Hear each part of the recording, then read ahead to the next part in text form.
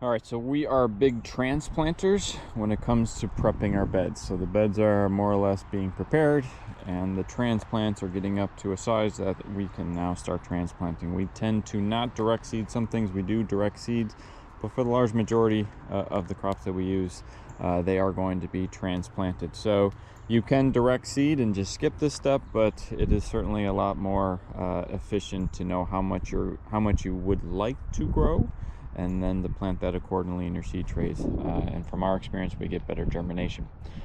But when you are about to transplant your transplants into the beds, you need to pick a good day to do this transplanting, because if you pick a day where your transplants are not ready to be transplanted, it will undergo transplant shock, and there's a chance, or an increased chance, that it will not survive the transplanting.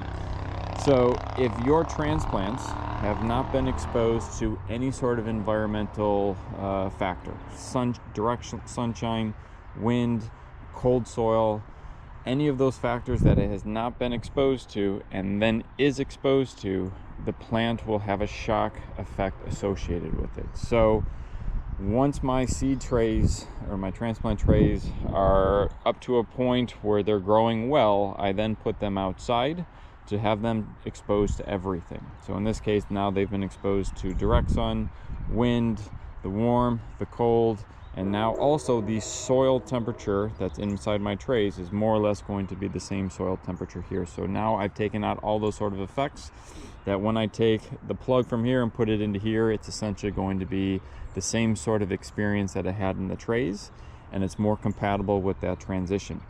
If you don't, let's just say you go from a greenhouse and then put them directly into the bed, and it's not been exposed to direct sun, it may not like that, and if it doesn't like that, there's a higher chance that it may not survive. So specifically today, we're doing a lot of transplanting. We've already acclimated a lot of the transplant trays to the seasonal effects, but it's kind of dungy, it's damp, it's cold, it's cloudy, it's not windy. So a lot of those things that tend to be more harsh on young seedlings, such as direct sun or hot or very windy, are not in play today. So now we're rushing to get as many of these into the beds.